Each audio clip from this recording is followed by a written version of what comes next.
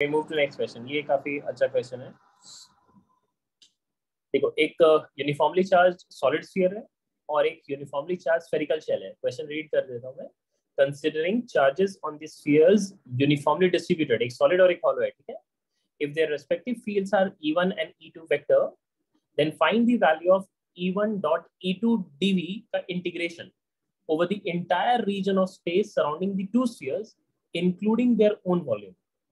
dv is an elemental volume in which the electric field is E1 and E2. मतलब यहाँ पे आप सोचो कि ऐसा एक छोटा सा कोई भी एक एलिमेंटल वॉल्यूम चूज किया और यहाँ छोटा सा एलिमेंटल वॉल्यूम है और यहाँ पे Q1 की electric field is E1 and Q2 की इलेक्ट्रिक फील्ड इज E2 और आपको E1 डॉट E2 करना है इस वॉल्यूम पे और उसके बाद फिर आपको इंटीग्रेट करना होगा the entire region of space, ठीक है। आप ऐसे बिना सोचे समझे करोगे तो कभी भी उस पर आंसर पे नहीं पहुंच पाओगे। इसमें थोड़ा सा आप लॉजिकली यूज करने की सोचो। इसका डायमेंशन एक बार सोचो कि डायमेंशन क्या आएगा। आपको याद है डायमेंशन वाइज अगर आपको याद हो तो half epsilon not into e square, ये क्या देता था आपको? एनर्जी डेंसिटी देता था, रिमेंबर? हाँ राइट। सर।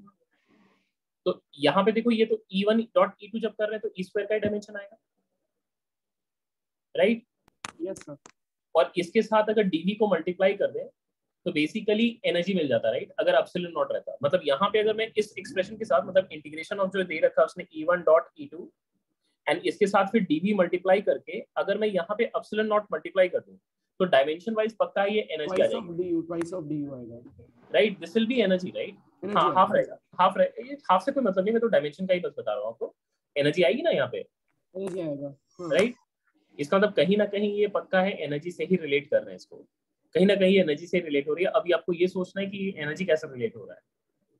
अगर सपोज मैं आपसे पूछूं कि रीजन में किसी भी एक जगह पे अगर मैं आपसे पूछूं कि इलेक्ट्रिक फील्ड कितनी है तो इलेक्ट्रिक फील्ड आप कितनी लिखोगे?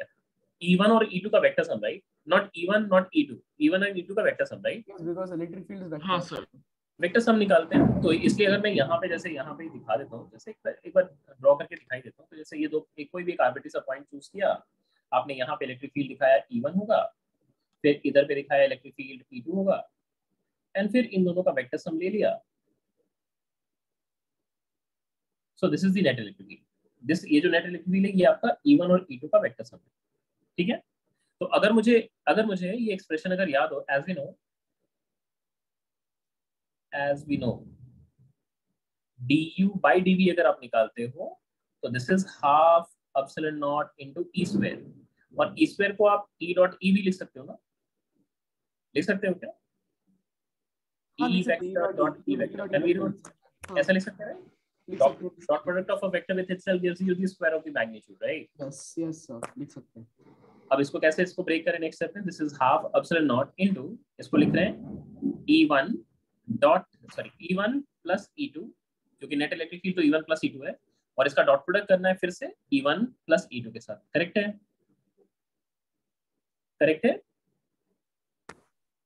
हाँ सर। अब इसको ऐसे लिख सकते हैं, half epsilon not into E1 dot E1 becomes E1 square plus E2 dot E2 becomes E2 square plus E1 dot E2 plus E2 dot E1 becomes 2 times of E1 dot E2। देखो आपको समझ आ रही है नहीं आ रही है?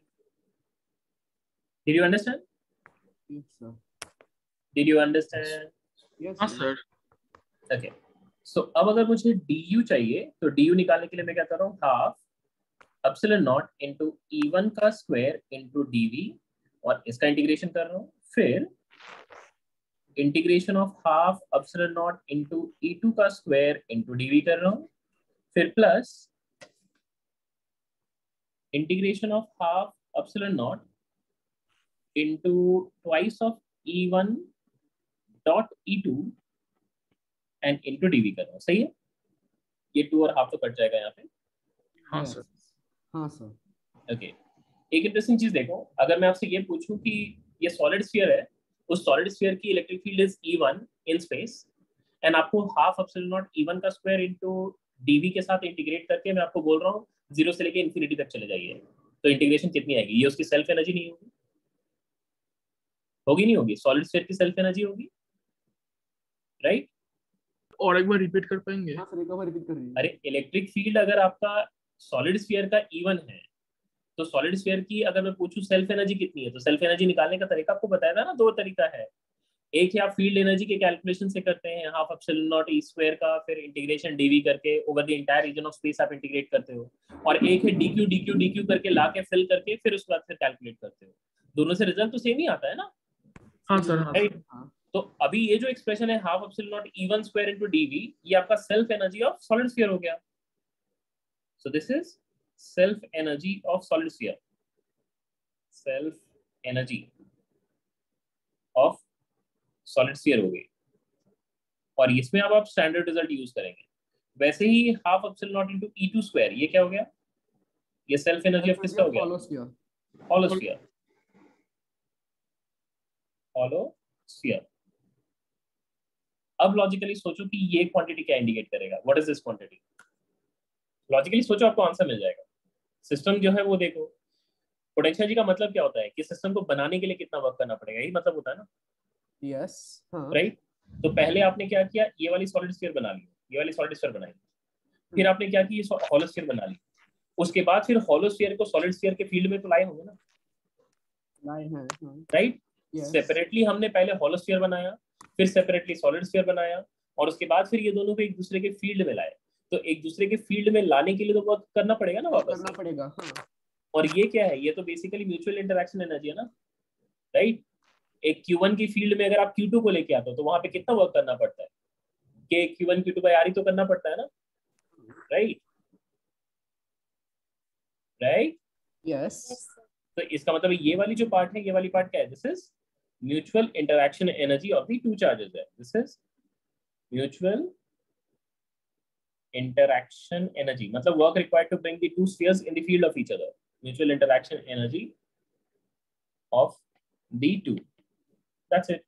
तो अभी अगर आप देखोगे, अच्छा ये इंटीग्रेशन du था, ठीक है, टोटल, तो क्लियरली आपको ये पता चल गई ना। सो देयरफॉर इससे देखो, अगर आप देखोगे तो integration of epsilon not into E1 dot E2 integrated over dv, तो इसकी वैल्यू कितनी आएगी आपके लिए? What will this value B?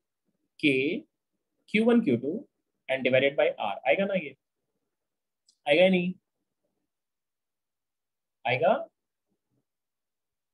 Work done, हाँ। Yes sir. वर्क में हो जाएगा। और आपको उसने पूछा क्या था, epsilon E1 dot E2 into dv, मतलब एप्सिलॉन नॉट को वहां से बाहर निकाल लेना है। इसका मतलब ये एक्सप्रेशन कितनी आ जाएगी? सो देयरफॉर यहां से आप कर सकते हैं, so therefore integration of E1 dot E2 integrated over the volume dv, that will be equal to k Q1 Q2 divided by R epsilon naught। ये फाइनल आंसर हो जाएगा। पहला वाला इंटीग्रेशन होता था आपका, पहला वाला जो इंटीग्रेशन किया आपने वो होता 3/5 of k Q1 square by R, 3/5 of k Q1 square by R1, and फिर दूसरे वाले का होता k Q2 square by 2R2 होता, R1 R2 दी हुई थी तो अकॉर्डिंगली सब्स्टिट्यूट करते हैं। वो सब जरूरत नहीं पड़ा, वो बस विजुअलाइज करने के लिए आपको दिखाया, बट अकॉर्डिंगली। आई होप आपको सबको समझ आ गई है। आगे बढ़ जाएं।